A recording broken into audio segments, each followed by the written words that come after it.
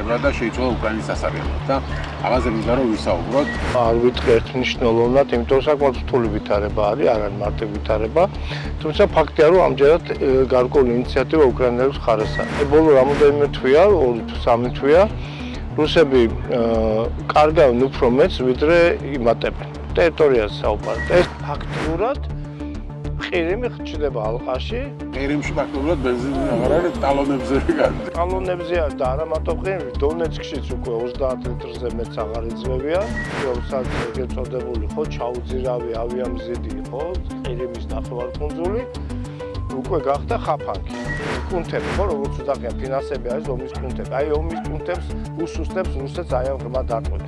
ფსიქოლოგიურად გასაგები ის ომი ყველა სახში მივიდა უკვე. მოსკოვში რეგონათ რომ მოსკოვია და სადღაც შორს არის ომი, იქ რეგონათ ბელგოროდი საერთოდ ფრონტის ხაზად იწვევდა. ეს სამი ასპექტი, რაც რუსეთს ჯერ არ გამოუყენებია უკრაინის წინააღმდეგ, ხო ეს არის ბირთვული იარაღი, საყოველთაო მობილიზაცია და ბელარუსის ომში ჩართვა. აი ბელარუსის ომში ჩართვა მე ყველაზე უფრო შესაძლებლად მიმაჩნია. მოგესალმებით, მე ვარ ჟურნალისტი მერაბ მეტრეველი და ეთერშია გადაცემა პოლიტქალაქი. დღეს გადაცემაში ჩვენ უკრაინის ომს დაუბრუნდებით. როგორც იცით, დიდი ხნის განმავლობაში ომის ფრონტის ხაზზე ფაქტობრივად არაფერი იცვლებოდა, რადგან ერთ-ერთი მხარე ვერ ახერხებდა წინ წაწევას, არც უკრაინას ჰქონდა დიდი უპირატესობა და არც რუსეთს, მაგრამ ბოლო პერიოდის განმავლობაში უკრაინამ მოახერხა მცირე უპირატესობის მოპოვება და ეს ძირითადად ტექნოლოგიების მეშვეობით. უკრაინა ახერხებს დრონების მეშვეობით მიაყენოს დიდი ზარალი რუსეთს როგორც ცოცხალი ძალის მხრივ, ასევე მომარაგების მხრივ. უკრაინა ახერხებს მტრის ზურგში დარტყმების განხორციელებას და ლოჯისტიკური ხაზების მოშლას. ფაქტობრივად ამ დროისთვის ყირიმი არის ბლოკადაში, მისი მომარაგება ვერ ხდება, რადგან სწორედ ასეთი დარტყმების მეშვეობით ჩაკეტეს გზები უკრაინელებმა. უკრაინა ახერხებს რუსეთის სიღრმეში ნავთობ ინფრასტრუქტურას დაარტყას, იცით რომ პეტერბურგშიც კი ააფეთქეს ნავთობ გადამამუშავებელი ქარხანა და ამ ფონზე ევროპაში და დასავლეთში ბევრი ფიქრობს, რომ ეხლა კარგი მომენტია, რომ რუსეთი დაითანხმონ მოლაპარაკებებზე და ცეცხლის შეწყვეტას. რამდენად რეალურია ცეცხლის შეწყვეტა და როგორია ფრონტზე ამ დროისთვის ვითარება. ომის ანალიზს შემოგთავაზებთ დღეს გადაცემაში და ჩვენი სტუმარი იქნება გაერთიანებული შტაბების ყოფილი უფროსი, ჯერ საქართველოს ერთ-ერთი დამფუძნებელი გენერალი ვახტანგ კაპანაძე.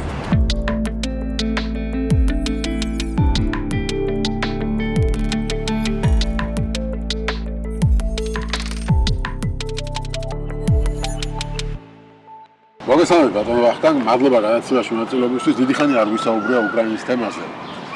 იმიტომ თითქოს რაღაცა შევეჩვიეთ, ხო, რა მიდის ომია და ამდენი წელია გრძელდება და თითქოს არაფერი არ იცვლებოდა ბოლო პერიოდში, არაფერი არ ხდებოდა, მაგრამ ეხლა უკვე აღარ არის ასე საქმე, მნიშვნელოვნად შეიცვალა ფრონტზე ვითარება და შეიცვალა უკრაინის სასარგებლოდ და ამაზე მინდა რომ ვისაუბროთ, ანალიზი რომ გავაკეთოთ, რა იყო მანამდე და ეხლა რა შეიცვალა. მოგესალმებით, მადლობთ ამ ინტერვიუსთვის, საინტერესისთვის და თავარია. ზოგადად რო გადავხედოთ აი ამ თვითონ აი ამ მოვლენებს, რაც ვითარდებოდა უკრაინაში, იყო პერიოდები, როდესაც ინიციატივა გადადიოდა ხელიდან ხელში. რა თქმა უნდა, ეს მაინც იყო ლოკალურ მიმართულებებზე, მაგრამ მაინც იყო ეს ფაქტორი. ამდენად ეხლა მე დღეს ნამდვილად არ ვიტყვი ერთმნიშვნელოვნად, იმიტომ საკმაოდ რთული ვითარება არის, არ არის მარტივ ვითარება, თუმცა ფაქტია რომ ამჯერად გარკვეული ინიციატივა უკრაინელებს მხარეს არის. ეხლა რაში გამოიხატება? მანამდე ჩქონათ უკრაინელს თუ გახსოვთ, აი პირველი უკან დახევა რო იყო რუსების, მაშინ იყო 23 წელს ხარკოვის ოპერაციას დროს იყო კიდევ აი ხარკოვის ტერიტორია და ხარკოვის რაიონის განთავისუფლებაზე ინიციატივა იყო. ეს საერთოდ რუსეთის ტერიტორია. კი ბატონო, სუმის მეთქი კურსკის შეიჭრნენ და ასე შემდეგ. ეხლა ამჟამად აქვთ გარკვეული უპირატესობა, ტაქტიკური უპირატესობა ზაპოროჟიე, ხერსონის მიმართულებაზე და რაც თავარია გარკვეულწილად ეს უპირატესობა ასევე გამოიხატება იმაში, რომ რუსებმა დაკარგეს ინიციატივა, რუსებმა დაკარგეს ის უპირატესობა, რაც მანამდე ჰქონდათ. ესეც გამოიხატება იმ წინსვლაში.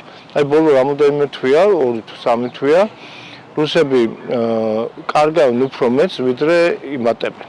ტერიტორიაზე საუბარი. ეს აქ საუბარი არის რამდენიმე კილომეტრზე. პირად შემადგენლობაზე სულ იქ მიდიოდნენ, რა ქვია, სულ უკან იხევდნენ, მაინც დანაკარგი ექნებათ. ამაზე ჯარისკაცებს ეს საკეთება არის დანაკარგი და მათ მისი შევსების შესაძლებლობები რუსეთის მხრიდან. აღმოსავლელი რესურსები ულევი არავის არ აქვს. ხო, უეგონათ რომ აი რუსების თავარი ძალა არის, რომ ხალხი არ გამოელევათ. ხო, ეხლა მაგ პრინციპით ინდუეთზე ძლიერი სამხედრო ქვეყანა არ უნდა არსებობდეს, იმიტომ რომ ყველა დიდი რესურსი ინდუეთს აქვს. ხო, მაგრამ ნუ დაუბრუნდეთ ისე რუსეთი თავისი 155 მილიონიანი მოსახლეობით, ეხლა მას შეუძლია ტოტალური მობილიზება განახორციელოს, რა თქმა უნდა, 3 მილიონიანი არმიის შექმნა შეუძლია, მაგრამ იმ არმიას სჭირდება ჩაცმა, კვება, აღჭურვა, მომზადება, ეს ერთი შეიარაღება და მეორეც პრობლემურია სოციალურად რამდენად მნიშვნელოვანი იქნება ეს რუსეთის. მოდით აი ამ ცოტა გვიან დაუბრუნდებით, იმიტომ რომ არის რაღაც გარკვეული ისტორიული ტენდენციები, რაც ახასიათებს რუსეთს და რაც ახასიათებს შემდგომ რუსეთში მნიშვნელოვან რღვევებს, ამ მნიშვნელოვან კატაკლიზმებს. უშუალოდ ფრონტის ხაზზე რომ დაუბრუნდეთ, ნუ ანეკდოტების სფეროში გადავიდა ხო ის მალა ტოკმაჩკა, სადაც რამდენია 1510 თუ 14 დღეა ცდილობენ რუსები მის აღებას, ალყაში აქვს ფაქტიურად. ამ დროს კართაგენის ალყა 1100 დღე იყო სულ და ლენინგრადის ბლოკადა 812 დღე შეფასებში მესმისლობდეს, მაგრამ აი ნუ აქ საუბარი არის ერთ მცირე დასახებულ პუნქტზე, სადაც აი როგორც რუსები უძახდნენ სოფლიოს მეორე არმია დღემდე ვერ იყოს, ხო? და საინტერესოა ის რომ 191 ბრიგადა სალკო ბრიგადას, რომელიც უშუალოდ ტოკმაჩკას იცავს, გადაეცა სერტიფიკატი მასზე, რომ მან გინდი რეკორდი დაამყარა ალყაში მყოფი დასახლებულ პუნქტის დაცვასთან დაკავშირებით. ეს რა თქმა უნდა ეს რუსების გულის გასახადად ჭყალებში აკეთებენ უკრაინელი ბრძოლას, მაგრამ რეალური ფაქტი ეს არის. რეალური ფაქტია ის, რომ კონსტანტინოვკაზე მე მგონი შეწყვიტეს რუსებმა ლაპარაკი, იმდენჯერ აიღეს და იმდენჯერ ვერ აიღეს აღმოჩნდა, რომ აღარც ლაპარაკობენ ამ თემას. მაგრამ აი ეს გაბოროტება რუსეთის მხრიდან გადავიდა აი იმ ინტენსიურ დაბომბვებში, რომელიც გააქტიურეს და განსაკუთრებით ეს იგრძნობა ვინაიდან ეხლა ცდილობენ აი სამოქალაქო ობიექტებს და ესეთი ისტორიულად მნიშვნელოვან, ქვეყნისთვის მნიშვნელოვან ქალაქებს დაარტყან, სადაც ბევრი მოსახლეობა და ზემოქმედება მოახდინონ, უკვე მოსახლეობაზე ცდილობენ ზემოქმედების მოხდენას. მაგას არც ადრე აკლებდნენ. ხო, მაგრამ ეხლა უშუალოდ ადრე თუ იყო რომ აი რაღაც სამხედრო მიზნებისთვის და ასე შემდეგ, ეხლა ყოველგვარი მიზნის გარეშე ახორციელებენ დარტყმას. აი უბრალოდ აი გაბოროტებული დარტყმების ის გამწარებული დარტყმები ეხლა რა ქვია მეხანძრების სამაშველო სამსახურს, რომელიც მივიდა ხო აი ამ დანგრეული შენობაში დახმარების აღმოსაჩენად, რატომ უნდა დაარტყა კიდევ რა სამხედრო მიზანი არის ამაში, ხო? ეს არის სუფთა ფსიქოლოგიური ზემოქმედების ცდელობა. თუმცა ნუ მე მქონდა ახლა საუბარი უკრაინელებთან, იქ ვინც არიან ადგილზე ვინც იმყოფებიან. რა თქმა უნდა მძიმეა მათ მარა ეძახიან, აი მეტი რა უნდა გვიქნა, რათი უნდა გაგვაკვირონ რუსებმა და უკვე აღარ ვიღებთ ამას. აი რაღაც ტრაგედიად, როგორც აი თქვა ომის პირველ დღეებში ვიღებდით. ამის საპირისპიროდ რუსებმა უკრაინელებმა შეცვალეს თავის მიდგომა რუსების მიმართ და არის ამჟამად მიმდინარეობს, გამოცხადებული არის ესეთი პროგრამა რუსეთის ლოგისტიკური ლოკდაუნის. ანუ ცდილობა რომ მთლიანად მოარღვიონ რუსეთის ლოგისტიკური ციკლი. მომარაგება, არა მხოლოდ მომარაგება, მაგრამ აი ეს სამხედრო მომარაგება, ხა ლოგისტიკაზე ამდენ მნიშვნელობა კარგად მოგეხსენებათ, ხო? იყო ესეთი პირველ მსოფლიო ომის დროს ამერიკელი გენერალი პერშინგი, ამერიკული საექსპედიციო ძალების სარდალი, რომელსაც ნათქვამი აქვს, რომ ბრძოლას იგებს ქვეითი, ომს იგებს ლოგისტიკა. ეს ლოგისტიკა ძალიან მნიშვნელოვანი არის და ფაქტიურად ამან გამოიწვია ის, რომ აი წარმოვიდგინეთ მოსკოვის მომარაგება უხეშად რო ვთქვა, ისე კარგად არის ორგანიზებული, ესე იმას მოსკოვის ინფრასტრუქტურას ვერ გამოიყვანებს ყოველში, ესე მარტივად მეტრო არის, მეტროსადგური, ავტობუსები, ასე შემდეგ. მაგრამ აი ამ მომარაგებას, თვითონ ქალაქის მომარაგებას, ხო მაგალითისთვის ვივიძახე, ხო მომარაგებას ჭირდება ავტომანქანები, რომელსაც ჭირდება საწვავი. ზუსტად აი ამ საწვავზე ხდება დღეს ზემოქმედება, მაქსიმალური ზემოქმედება და რეალურად არის ის, რომ ფაქტიურად ყირიმი ხდება ალყაში. ყირიმში ფაქტობრივად ბენზინი აღარ არის, ტალონებზე გადის. ტალონებზე არის და არა მარტო ყირიმში, დონეცკშიც უკვე 30 ლიტრზე მეც აღარ იძლევიან. და ის არის მალე რამოდენიმე პერიოდში არის ტენდენცია იქითკენ, რომ ესეც შეამცირონ. მაგრამ ყირიმი არის ცოტა სხვა ვითარებაში, რომელსაც ეგრეთ წოდებული ხო ჩაუძირავი ავიამზიდი იყო, ყირიმის ნახევარკუნძული უკვე გახდა ხაფანგი. ფაქტიურად. მოახერხეს მოდი ესე საუბარს. ძალიან კარგი იქნებოდა თუ აი ამ დაურთავთ რუკას თვითონ ყირიმის რუკას, ხო? ეს არის ნახევარკუნძული, რომელიც კონტინენტურ ნაწილს უერთდება პერეკოპის ვიწრო ყელით.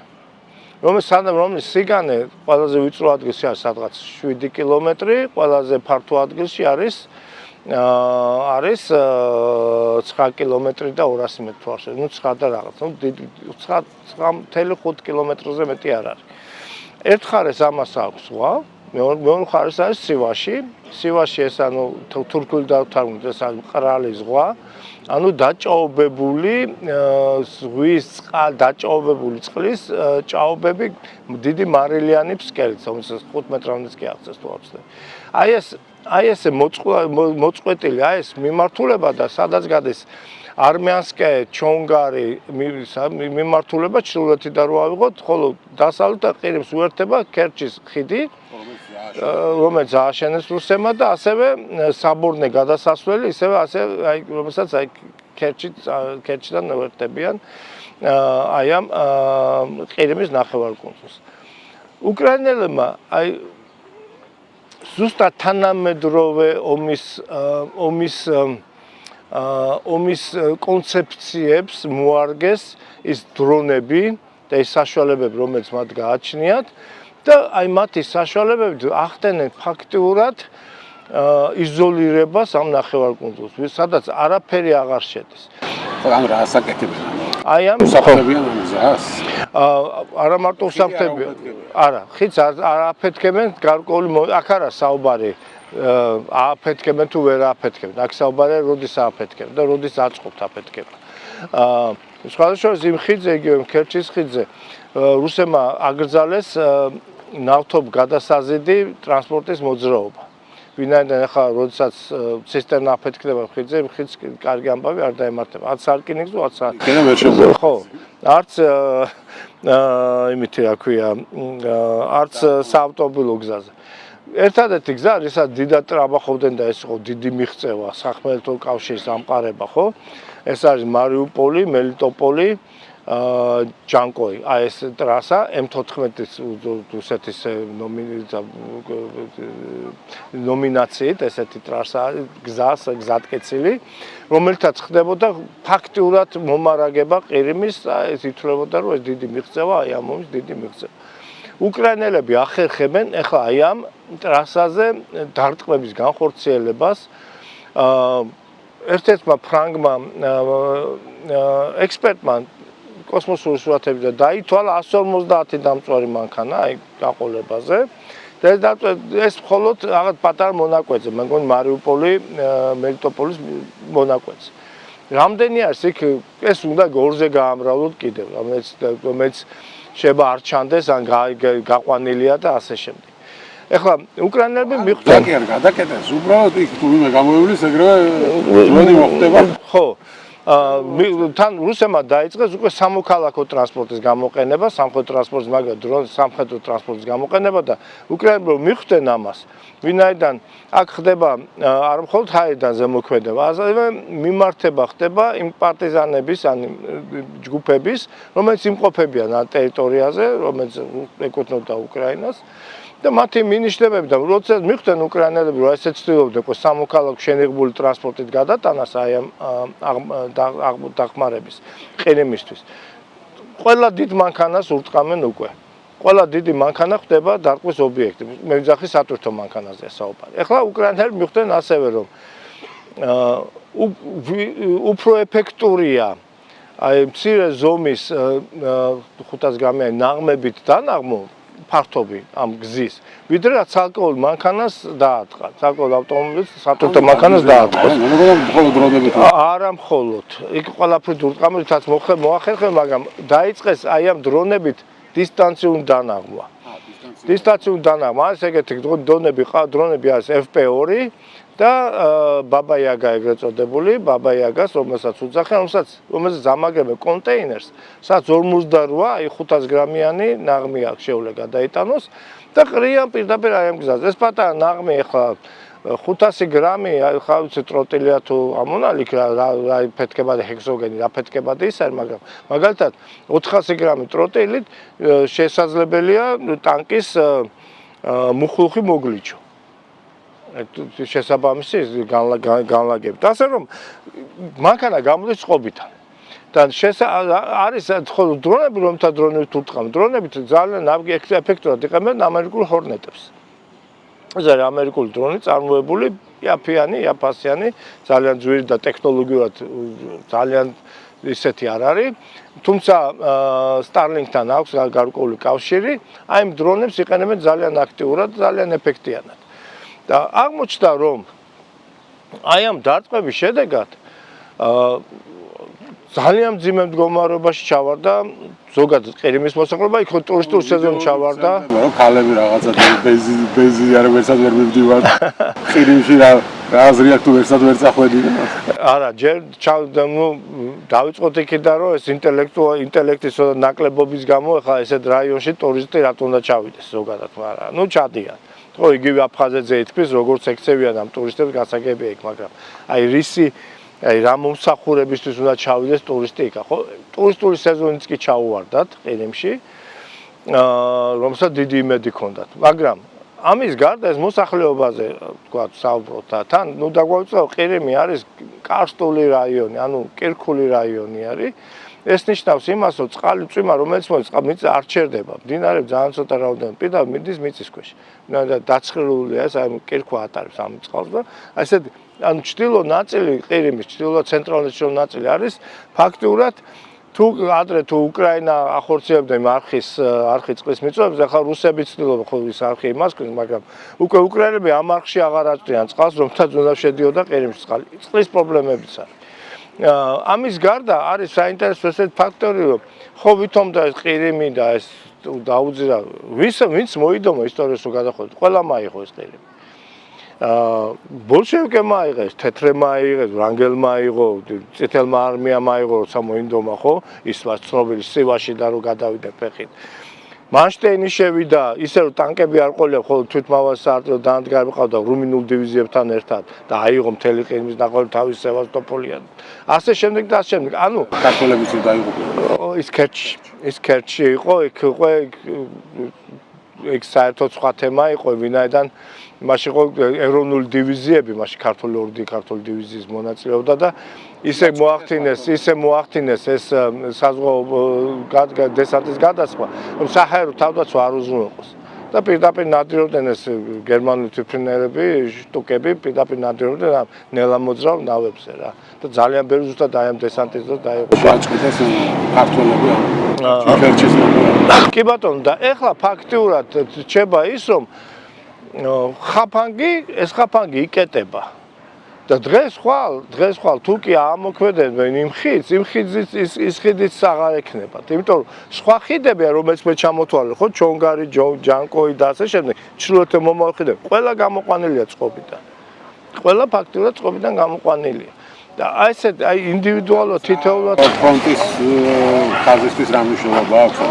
პირველი რომ მთელი დაჯგუფება, ყირიმის დაჯგუფება რჩება მაშინ ჩაკეტილი და ანუ თამაშგარე მდგომარეობაში ვერანაირად ვერ მოქმედებს უკრაინელებზე ისე რომ უკრაინელმა რაღაც ძირითადი ძალები ყირიმის მიმართულება ხერსონისი და ყირიმის მიმართულებაზე დააკავონ და ამავე დროს ვერც ეხმარება რუსებს, ხო და დანარჩენ ძალებსაც ვერ ეხმარება, ვერც გამოყავთ იქიდან ძალები.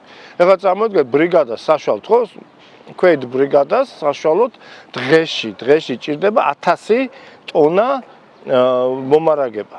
აქ შედის წყლიდან დაწყებული, ხო? წყლიდან დაწყებული საკვები, საბრძოლო მასალა და ასე შემდეგ. და საწვავი და ასე შემდეგ. დღეში 1000 ტონა. ეხლა წარმოიდგინეთ რამდენი ჭირდება, ეხლა გასაგებია დასაწყობებულმა იმ დასაწყობებულსაც უფეთქებენ. ეხლა ის კონცეფცია, რომელიც განავითარეს ფაქტობრივად უკრაინამ შეტევაზე კი არ გადაიწყო შეტევაზე, ზურგში ურტყავს და მომარაგების ხაზებს წყვეტავს. ეს არის მისი ტაქტიკა. ეხლა საინტერესო თემა წამოწიეთ მე რა და აქ არის ზურგი რას ნიშნავს? ზურგს აქვს რამოდენიმე სიღრმე. თავიდანვე იყო თუ გახსოვთ front strike-ი, რომელიც კარგად ხდება განვითარებულ უკრაინას FPV დრონების საშუალებით, ანუ უშუალოდ შეხების წესში ნულოვან ხაზზე დარტყმების განხორციელება, მიზნებზე დარტყმების განხორციელება. FPV დრონით, რომელსაც ახლა დიდი მანძილი არის, დიდ მანძილზე ვერ მიფრინავთ, მაგრამ ახლო მანძილზე საკმაოდ ეფექტიანია, როცა უშუალოდ პირველი ხედვის დრონს ასაც უძახიან, ხო? და ეს შემდეგი და განვითარებული ქონდათ გარკვეული deep strike, ანუ ღრმა სიღრმეზე დარტყმების განხორციელება, უსაც ახორციელებდნენ იგივე თვითმფრინავად გადაკეთებული დრონად გადაკეთებული თვითმფრინავებით, ბოლოს გამოჩნდა ეს უპილოტო საფრენი აპარატები, უპილოტო მეთქი, ფრთოსანი რაკეტებიც, ხო? ფრთოსანი რაკეტები, ეს ფლამინგოს, ცნობილი ფლამინგოს რაკეტები რომელმაც საშუალება მისცა აი ამ სიღრმე გაეზარდათ, აი სიღრმითი დარტყმები განახორციელებით. მაგრამ ძირითადი საჯარისო სამხედრო მომარაგება ხდება აი ამ 150-200 კილომეტრის მონაკვეთში. სადაც აი ხა წარმოგიდგეთ, ხა სამხედრო ლოგისტიკა რო აგეკ სმენას ვახსოვთ, თქვენ კი ერკვევით, უბრალოდ სმენისთვის გავიმეორებ, რომ ეხლა სპეციალისტი ასე რომ იმდენი ხანი მიყავთ ეს თემა რომ მე გადაცემა გავაკეთეთ უკვე ხო ბერტამში გავიყვე, მაგრამ მაინც წარმოიდგინეთ რომ ახლა მთლიანად მომარაგება, აი რასაც თვლი ხო, აი მომარაგება ხო ერთბაშად ყველაფერს ხო არ მიიტან წინახალს. ეს არის სიღრმეებში გადანაწილებული, რომ თქვა არის საკორპუსო სიღრმე 12 დღის მარაგებია, არის ესე სადივიზიო სიღრმე 2-3 დღეზეა მარაგები, რადგან არ მოხდეს, ნუ თვითონ დააგრო და გაგენადგოს ეს არ ხდება. ესე გადანაწილებულებია.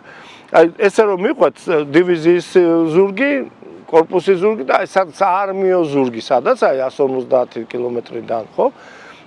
აი იქ არის ძირითადი სტაციონარული მარაგები, საველე ბაზები, საწყობები, მოწყობილი, საიდან ხდება შემდეგ გადატანა დროებით და საველე რაიონებში და მე საბოლოოდ ხდება დივიზიის გადატანა უშუალოდ სატვირთო მანქანებზე, უკვე დასაწყობებული ჩქარა მიიტანო ნაცინახას. პირველ ხო ჩაიშალათ.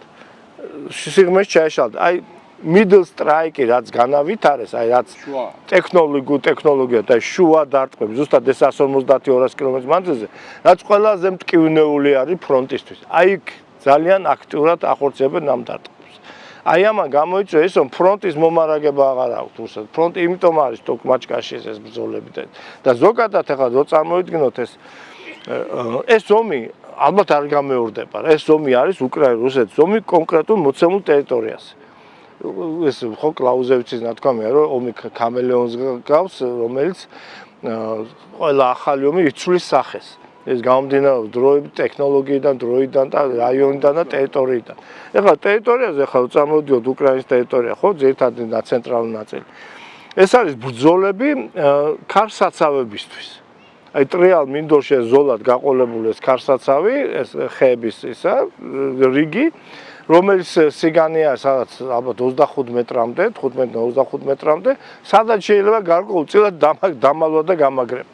და აი ამ ქარსაცავებს შორის არის მანძილი სადაც კილომეტრ-ნახევარი და 0 კილომეტრ-ნახევრამდე რა. აი ამ ქარსაცავების შორის, აი ქარსაცავების დაკავებისთვის ხდება ბრძოლები.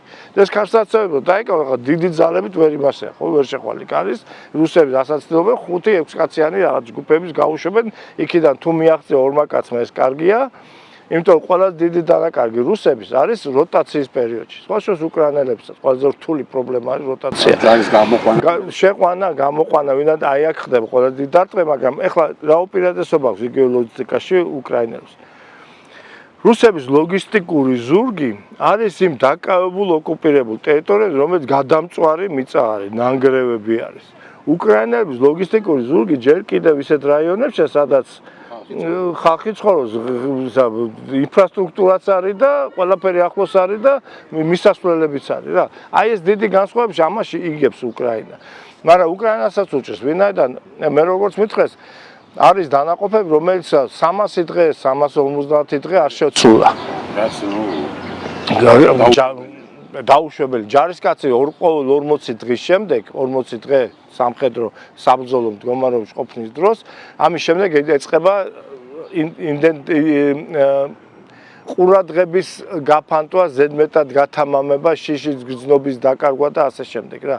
და გადაღლა რასაც ხდება, ხო ხდება, საბრძოლო გადაღლა რასაც ხდება, აი ეს ხდება. პრობლემა ეწყება უკვე ჯარისკაცს. ამდენად კარგი არის, სასურველი კარგი არის, აუცილებელია 40 დღეზე მეტი სამხედრო არ უნდა იყოს წინახაზე. ეს აქედან გამომდინარე. მაგრამ უკრაინამ ასევე არა მარტო რაღაც თქვა მომარაგებს უჟე, არამედ რუსეთის ტერიტორიაზე ახორციელებს დათმობს და იქ ნავთობს ქარხნებს და ასე უკვე პეტერბურგში დაარტყეს. ეს რა შედეგი მოაქვს პრაქტიკულად და ფსიქოლოგიურად ცალკე, ხო? ნუ ფსიქოლოგიური შედეგი გასაგებია, სხვა შორის ეს deep strike რასაც ქვია, ხო, ზუსტად ეს არის. ეგერ ბაშკირეთში დაარტყეს ნავთობზეების გადამამუშავებელ ქარხნებს, სადაც კი რუსების წარმოება ხდება, აი საბრძოლო ელემენტების წარმოება ხდება რუსეთში. აი იმ ქარხნებს არ ტყამენ ეს რუსები, უკრაინელები და ცდილობენ აი გამოიყვანონ და პლუს თავარი აქცენტი აქვს გაკეთებული ნავთობ გადამამუშავებელ მრეწველობაზე. ეს არის ძირითადი ის საშუალება, საიდანაც ეს ის სითხეა, საიდანაც რუსები ფულს იღებენ. რომელსაც ასე ჭირდება ომისთვის, ხო?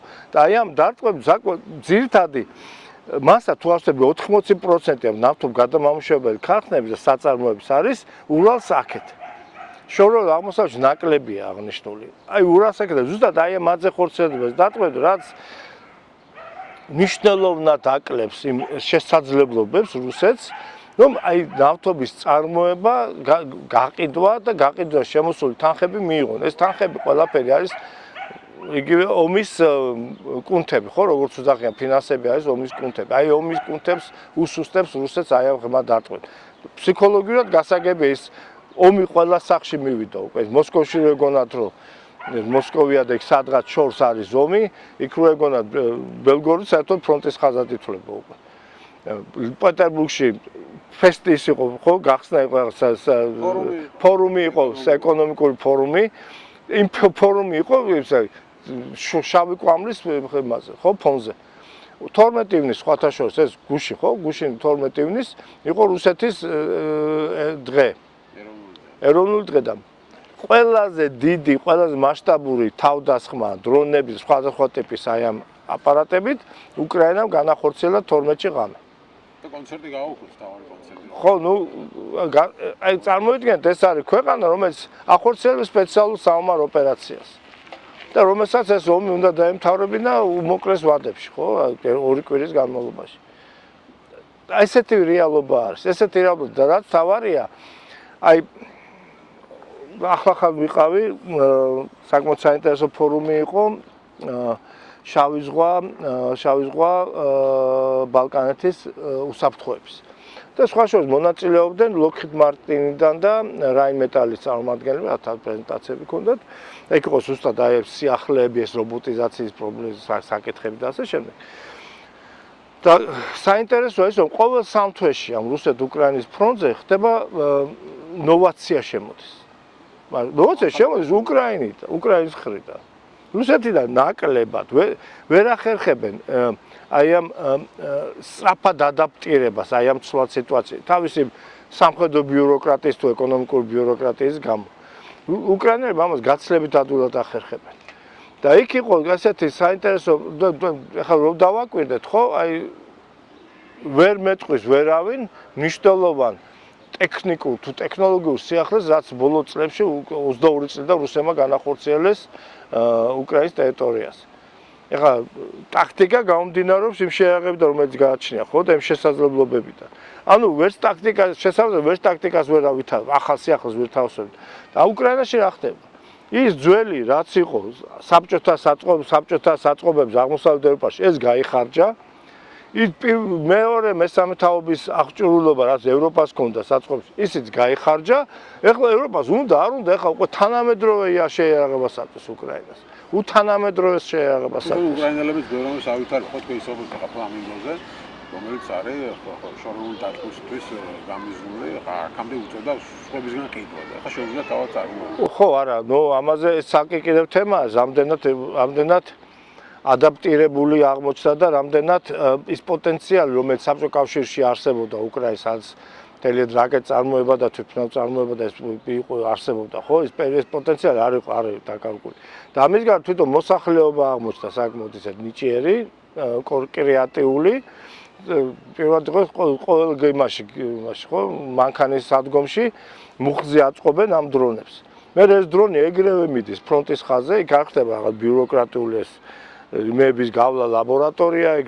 დამტკიცება პირდაპირ მიდის ფრონტის ხაზზე საიდანაც ბრუნდება უკვე ფიდბექი ანუ ის მისი შესაძლებლობებზე არსებული ინფორმაცია რომელიც ეგრევე ისევე მეორე მუხზე გადაეტანს და გააუმჯობესებს ამას და აწვდის ფრონტს მაგრამ ამის გარდა ხო თვითონ უშუალოდ დასავლეთის ქვეყნები ეხმარებიან მნიშვნელოვნად ეხმარებიან ბრიტანეთში ეწყობა დრონები ხო დრონსაწინააღმდეგო ოქტოპუსები და ისინი ხო დრონსაწინააღმდეგო ბრიტანეთში ეწყობა უკრაინისთვის უკრაინელი ინჟინერების დახმარებით გერმანიაში მუშაობს ქარხნები უშუალოდ უკრაინისთვის ხო სკანდინავიის ქვეყნებში არიან ქარხნები უშუალოდ უკრაინელებისთვის აუშევენ აი ამ დებას აღჭურვილობას და ეს ამის გარდა ის მუხზე რო აწყობს იმას ისიც მოძდის ის ჩიპი ის მნიშვნელოვანი ელემენტი ხო რომელსაც რუსეთში არ მიდის ან თუ მიდის ამ მცირე რაოდენობიდან სარეცხი მანქანიდან მოხსნილი ან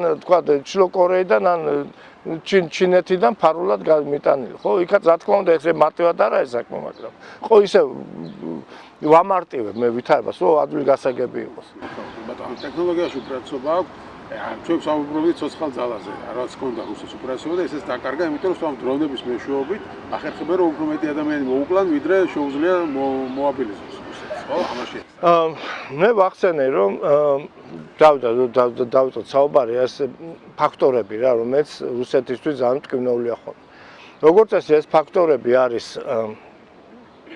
წარუმატებელი ომი ან წარუმატებელი ომი რაღაც მნიშვნელოვანი სოციალური დაძაბულობა და ხელისუფლებაში რყევა, ხელისუფლებაში ცვლილებები.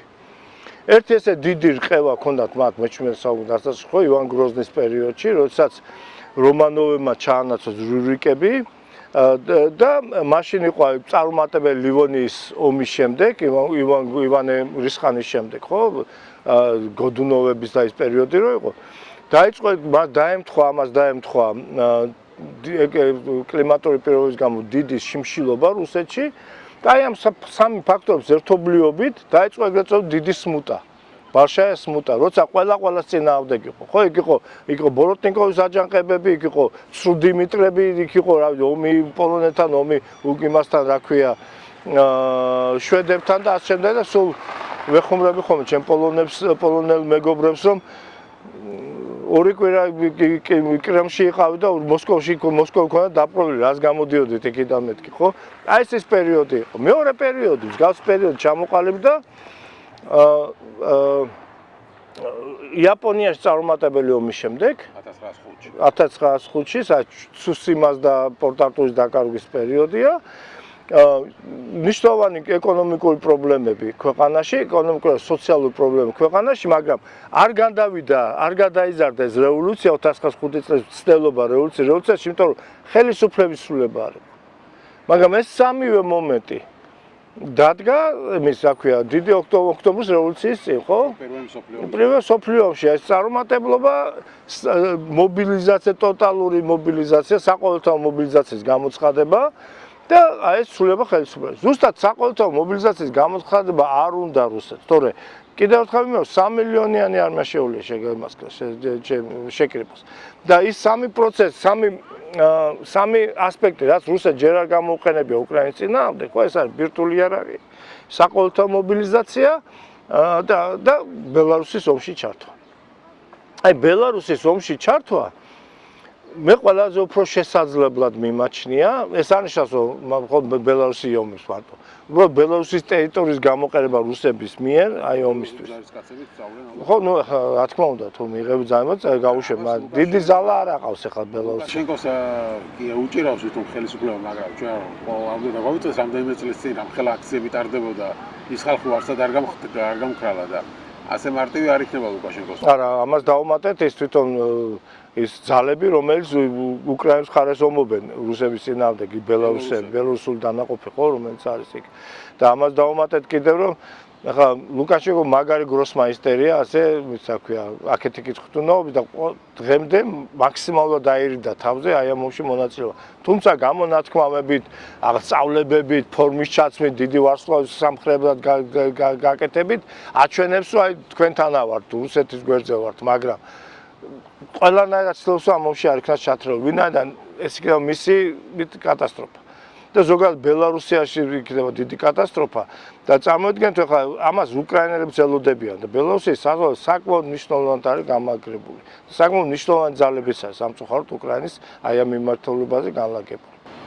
კი ბატონო, და რომ შევაჯამოთ, ბოლო კითხვა იქნება ეს, ნუ ეს არ ნიშნავს ხო ჯერ უკრაინა იგებს ამ ეტაპზე, უბრალოდ უპირატესობა და გასაგებია რომ ესე მარტივად ამ ომის რუსეთის დამარცხება ვერ მოხდება, თუმცა იმიტომ რომ ეს ბირთვული სახელმწიფოა და ხალხაცა როგორც ბერლინი აიღეს, ისე კრემლს ვერ აიღებ, იმიტომ რომ ბოლოს ადგება და მართლა ბირთვული არას გესვლის. ეს ესმის დასავლეთსაც და ამიტომ საუბრობს ახლა ევროპა და ნატო, რომ მოდი ჩვენც დავიწყოთ მოლაპარაკებები რუსეთთან. ხო, იმიტომ რომ ის მათ ესმით რომ ეს ომი მოლაპარაკებებს უნდა დასრულდეს ადრე თუ გვიან, იმიტომ რომ ახლა მართლა კიდევ ერთხელ რომ კრემლის აღებით ეს ომი ვერ დასრულდება. მაგრამ მოლაპარაკებებისთვის გჭირდება რომ შენ გქონდეს უპირატესობა, რომ მაგიდასა რომ დაჯდები, კარგი პირობები და დაიწყო და სწორედ ამიტომ დაიწყეს ახლა საუბარი ევროპელებმა რომ რაღაც მოდი მოველაპარაკოთ შევთავაზოთ რუსეთს, იმიტომ რომ რადგან აგებს ამ სიტუაციას, მიცუდათ აქ სიტუაცია, შეიძლება პუტინი დათანხმდეს მოლაპარაკებებს, მაგრამ ჯერჯერობით ეს ხო პუტინი ამას მაინც არ აკეთებს. რამდენად არის შანსი, რომ მართლა დასწრეს ევროპელებთან მაგიდას რუსეთზე ნურასოდეს ნუიტყვი ნურასოდეს, ძალიან საპროგნოზო ქვეყანა არის, მაგრამ აქ უნდა გვავიწყდება რუსეთი არ არის რუსების ქვეყანა. ესა დიდი ფედერაცია, სადაც 20-ზე მეტი ხო 26 თუ რაღაცა სუბიექტია, განსხვავებული ენით, ისტორიით, კულტურით, რელიგიით, განსხვავებული რეგიონებია, ხო? ეხლა ევროპა ხდება იმასაც, რომ არც ევროპას არ უნდა, თქვა 26 სიტყვაზე კადიროვი. ამ თუ აირია სიტუაცია იგივე, ყველას წინააღმდეგ თუ წავიდა, არც ეს არ უნდა. ცდილობენ რომ რაღაცნაირად მიიღო. ეხლა უკრაინის არ დამარცხება, ზოგადად როცა ესეთი ასიმეტრიული მოწინააღმდეგეები არიან, სუსტი მოწინააღმდეგე არ დამარცხება, მისთვის უკვე გამარჯვება. ისო რაღაც ტერიტორია დაიკარგა, ეს გასაგებია, მტკივნეულია, მაგრამ ნუ შეებაჩა უკრაინები არ თვლიან რომ ეს სამუდამო დაკარგულია და ეს არის რაღაც დროებითი მოვლენა. და სხვათა შორის ძალიან აი ეს რუსეთის დასუსტება აი ამ დაპირისპირებაში და უკრაინის ინიციატივა ზუსტად ასწორებზანეთ უფრო ახალისებს, უფრო უქმნის პირობას რუსეთს, რომ მაგიდასთან დაждდა მოლაპარაკება. ეს არ იქნება სამშვიდობო მოლაპარაკება. ცეცხლის შეწყვეტაზე ეს არის მნიშვნელოვანი, ვინაიდან ცეცხლის შეწყვეტის შემთხვევაში ჯარის შეყვანა რუსეთს არ დაჭირდება. და რჩება ადგილზე, უბრალოდ ცეცხლის სროლი წყდება რა და ამით ახლა ის დიდი სოციალური დარტყმა და ეს ტალღა ეს თავში კუკუთი ჯარიდან დაბრუნებული, როგორც რა ქვია 70% ის რო გაუშვეს ჯარში, ხო? რა ქვია ციხებში ყოფილი ისინი, რა ქვია დამნაშავეები, მანიაკები და 1000 ისა, ხო? ნაძირალ. ის რო უკან მოbrunდება უკეთესი რა ქვია უნარჩვევებით სროლის, ხო? ეს რა თქმა უნდა მტკივნეული იქნება. ეს არა მარტო უკრაინისთვისაც საკმაოდ მტკივნეული პროცესია, ეს ადაპტირება აი ამ სამხედროების შემდეგ დაბრუნება ცხოვრებაში, მაგრამ რუსეთში გაცილებით რთული ვითარება იქნება. ხო, მაგრამ ჯერ შეწყვეტაზე მაინცაა. მე რა იცით, მე რატომაც ახლა ლოგიკურად ვიყვებოდი და მე მეგონა რომ აი შარშან იქნებოდა ცეცხლის შეწყვეტა მაინც რაღაც გარკვეულ პერიოდში მოხდებოდა ეს შარშან. აი წლის ბოლოსთვის რა. რუსეთისთვის ამოსუნთქვა იქნება და კი. აი აქ უყურეთ, აქ ამოსუნთქვა ორივე მხარე შეიძლება მოემზადოს შემდეგი ამ ომისათვის, ხო? მაგრამ ეხლა წარმოიდგინეთ რა რესურსი აქვს რუსეთს მის უკან დგას ჩრდილო კორეა და ირანი. ირანს ახლა თავისი გაჭირვებია ნაკლებად რუსეთი, ხო? ვინ დგას ახლა უკრაინის უკან? ანუ უკრაინის ფეხზე დადგომა და გაძლება უფრო სწრაფად მოხდება ეს მოდერნიზაცია და დაწყებულია ჯარებში, ის განვითარება, ის აქვია კორპუსულ სისტემას გადასვლა, ეს ყველაფერი უკრაინას აძლიერებს. რუსეთი შეეცდება რა თქმა უნდა სულის მოთქვას, გაძლიერებას, დაგროვებას რაღაც საშუალებით, მაგრამ ნებისმიერ შემთხვევაში იქნება აი შემდეგი ომი ხვალ რო იყოს, ხო? ხვალის შემდეგ after tomorrow ინგლისური გამოთქვა, ხო? ხვალის შემდეგ ვინ როგორ მზადყოფნით შეხვდება, ეს ძალიან მნიშვნელოვანი იქნება. მე ძალიან გონია რომ მაინც კორეიზაციისკენ წავა საქმე. კორეიზაციაში რა ზურგის? ასგო გაყოფილი ქვეყანას, იქ მშვიდობა არ არის დამყარული, უბრალოდ ცეცხლის შეწყვეტაა და რამდენი წელია უკვე ცეცხლის შეწყვეტაა იქ. ანუ უკრაინა იქნებაურად გაყოფილია. ეხლა იმას არა დაბრუნებაზე, ეხლა აი ამიტომ ჯერ უკრაინას არ შეუძლია, რუსეთს არ აქვს ნება რომ ეს და უკან დაუბრუნოს და არც ეცნება. თუ რუსეთი ისე არ დამარცხდა რომ ეს ტერიტორია უკრაინამ შეძლოს უკან დაიბრუნოს, ხო? ან ისე არ გაძლიერდა რუსეთი რომ ეს უკრაინამ შეძლოს ამ დაბრუნება, ამ უახლოეს მომავალში მე ეს არ მეჩვენება შეძლო. თუ ვიქნებით რეალისტები ახლა რა თქმა უნდა ესე შეგვიძლია. ხო, მადლობა დიდი გადაცემის მონაწილეობისთვის. გაიხარ, დიდი მადლობა მოწვევისთვის.